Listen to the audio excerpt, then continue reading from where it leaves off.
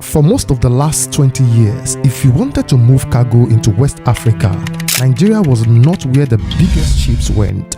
Togo was, Ghana was, Nigeria, despite controlling more than 60% of the entire region's economy, it kept watching its own trade get handled somewhere else. Then, in January 2024, a ship called Maersk Edine pulled into a port just outside Lagos, 367 meters long, the largest container vessel that had ever entered Nigerian waters, and it found a berth ready for heat. A few months earlier, the same country's flagship port had been ranked among the worst in the world by World Bank. So somehow, in that gap, Nigeria went from having some of the least reliable ports on the planet to hosting one of the biggest ships on it. And that is what we are going to walk through today. How that happened, what it actually took, and who ended up paying for it. Because building the capacity to host a ship like that doesn't happen for free, and not everyone near that shoreline benefited the same way. Now come closer, let me show you why Nigeria's port fell behind in the first place. You see, Nigeria's two biggest ports, the Apapa and the Tinkan Island, were actually built for a completely different era of trade. They were actually designed to move cocoa and cotton off small colonial era ships. Over the decades, container ships kept getting bigger. A ship in the olden days might carry 1,000 or 2,000 containers. A modern ship can carry 10,000, 15,000, and sometimes 20,000. But Apapa and Tinkan never got deeper water to match that. Their channels stayed shallow, their cranes stayed short. And so these big ships simply couldn't come into Nigeria through our port, and the ones that did come in got stuck. Cargo would sit at this port for as long as 18 days before it could move, and international best practice is 3 to 5 days. That gap alone was costing Nigeria an estimated $14.2 billion a year in losses just from congestion and inefficiency. And by 2023, the World Bank ranked Nigeria's Tinkan Island ports 354th out of 405 ports worldwide. Out of every port tract on earth, Nigeria's flagship terminal was near the very bottom. And every day a ship sat waiting outside Lagos, shipping companies were quietly rerouting. They sent cargo to Lome in Togo instead. They also sent it to Tema in Ghana. These two ports are worth pausing on because they didn't get lucky. They spent the better part of a decade doing something Nigeria hadn't done in years. Togo started earlier than most people realized. Back in 2014, Togo brought in a private terminal operator to build a new deepwater berth at Lome, alongside a wave of legal and custom reforms. Faster dispute resolution, dignitized paperwork, container traffic at that one terminal grew roughly 5-fold in the years that followed. By last year, Lome's port had deepened its channel again to nearly 19 meters, specifically so it could keep receiving the newest generation of mega ships.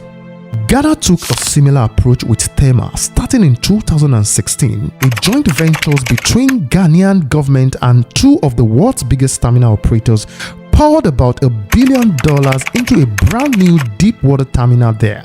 By 2019, it was live, and by last year, after its second phase of expansion, Tema's capacity had grown to nearly 3.7 million containers a year, and shipping lines now openly call it the best performing container terminal on the whole stretch of coast.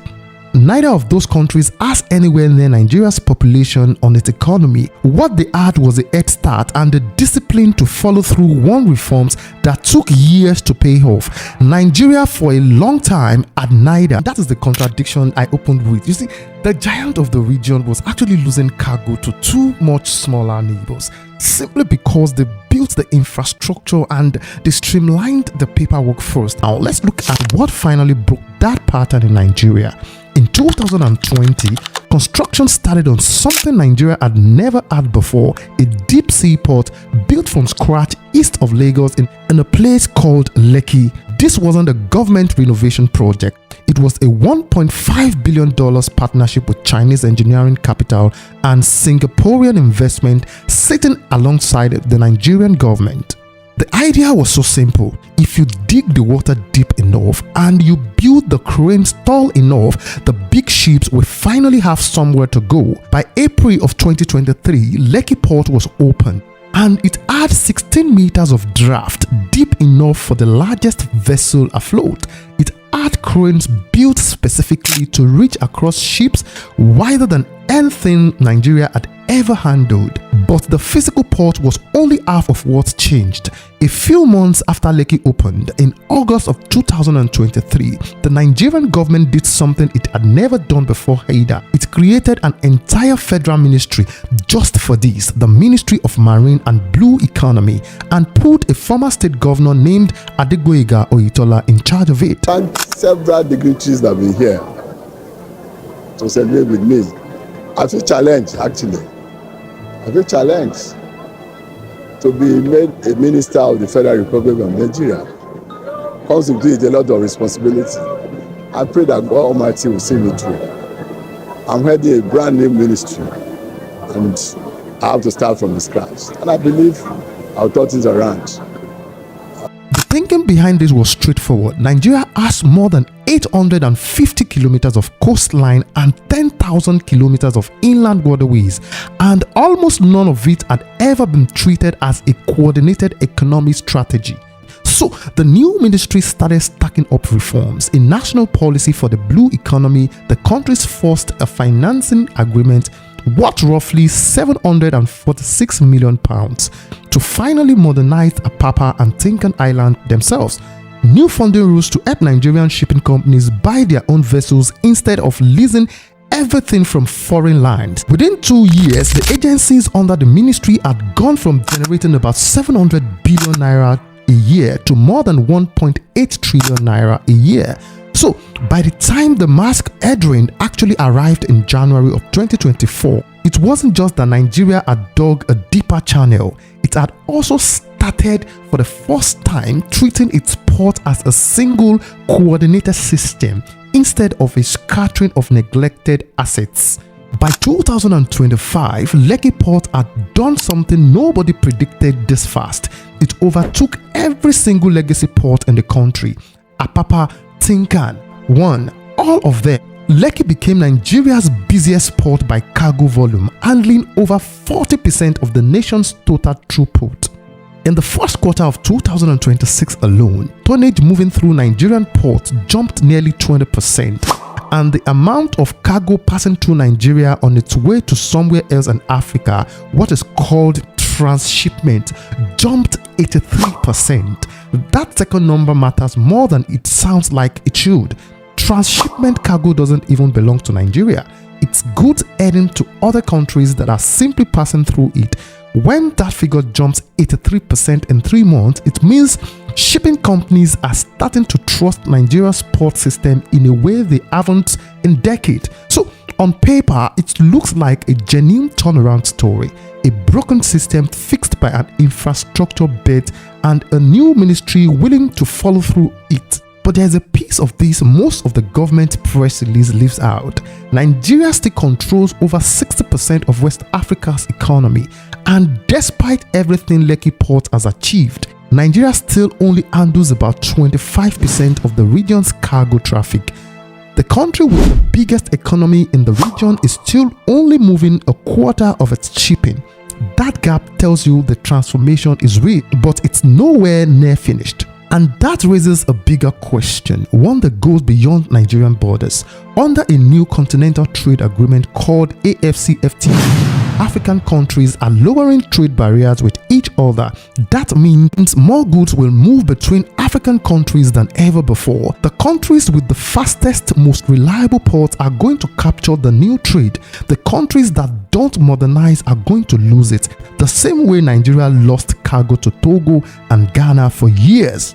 This suggests Nigeria is not racing to build one impressive port for the sake of a good headline. It is racing against a clock. If Nigeria doesn't close the gap between its economic size and its shipping share before AfCFTA fully kicks in, its smaller, faster neighbor could end up capturing that regional trade permanently, the same way they already did once. Nigeria hasn't said this outright, but the urgency in official statement about competing under AFCFTA points strongly in that direction. Now, slow down, because the rest of it is other. Government officials have projected that Lekki Port could generate somewhere between $200 and $361 billion in total economic impact over its 45 years lifespan, along with the 170,000 jobs. Those numbers get repeated constantly. What gets repeated far less is that as of late 2025, industry sources reported that the port was only operating at around 20% of its actual designed capacity. Lekki is Nigeria's busiest port, but the busiest doesn't mean full. It means the other ports are in worse shape, not that Lekki eats its ceiling. One possible explanation is that trade volume simply hasn't caught up yet to the size of the infrastructure Nigeria built. A maritime historian named Ayodeji Olukoju has warned about exactly this risk. When you build capacity this large before the demand fully exists, that unused capacity doesn't just sit there quietly.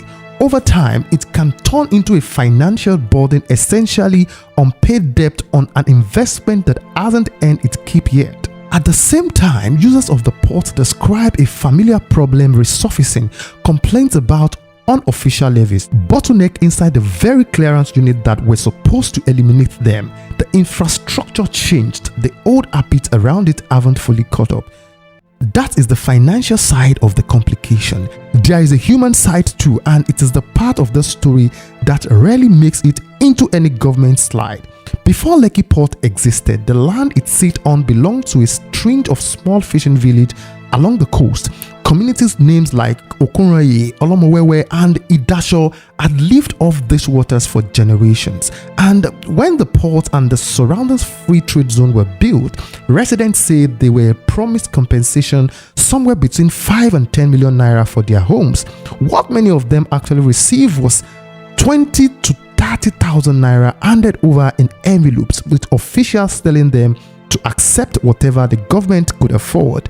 And the port wasn't the only thing built on that land. Right next to it sits the Dangote refinery, Africa's largest oil refinery, built inside the same free trade zone on the same stretch of coastline.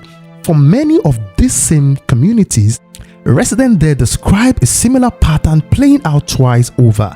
Fishermen who once walked those waters freely said they now expect to be pushed out entirely once the refinery reaches full operation. The same way they were pushed back from the port itself, one shop owner near the refinery put it simply: everyone around there knows they are living on a borrowed time, waiting to be told to relocate. Fishermen who used to walk the waters near the port are now kept 500 meters away by security patrols, and the fish themselves have moved further out, pushed away by pollution from the industrial activities now crowding the coastline on both sides. So hold two numbers next to each other: 367 meters, the length of the record-breaking ship that put Nigeria on the map, and 500 meters, the distance the people who used to fish that exact waters are now kept away from. That is not a coincidence worth ignoring. It is the clearest way to see what this kind of growth actually cost, and who ends up paying it twice, once for the port and again for the refinery besides it. Now let's go back to where we started from. How did a country whose ports were ranked among the worst in the world suddenly become a destination for the biggest ship on the planet?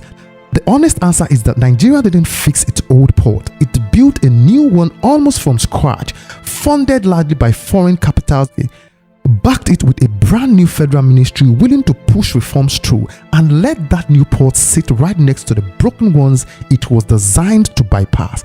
That combination is genuinely transforming Nigeria's position in West Africa trade. The transshipment number proves that, and the throughput numbers also prove that. But the transformation is incomplete and it's uneven. The port itself is running at a fraction of its capacity. The corruption that plagued the old system hasn't disappeared. It just found new corners to live in. And the communities who gave up their coastlines to make this all possible twice cover have seen almost none of its benefit that was promised to them. So widen the lens for a moment, and this stops being a story about one port in Nigeria because it becomes a preview of what is coming across the whole continent. As AfCFTA opens up trade between African countries, more nations are going to make the same bet Nigeria made, pouring billions into infrastructure designed to capture the biggest share of regional commerce. Togo and Ghana already proved the model works. Nigeria has just proved it can work even for a country of this size. The question worth sitting with isn't whether the infrastructure gets built. It probably will across a dozen more coastlines in the years ahead. The question is whether the people whose land, whose water, and whose livelihoods get displaced along the way ends up sharing in what gets built on top of them, or whether they simply get pushed 500 meters further out, watching the ships get bigger from a distance they never agreed to. And that comes to the end of our video. And if you learn one or two things from all my videos, I want you to please like, share, comment, let me know your thoughts. I'm building this new community and I want you to be part, and I appreciate your kindness. Once again, don't forget to subscribe, and I will see you on the next one.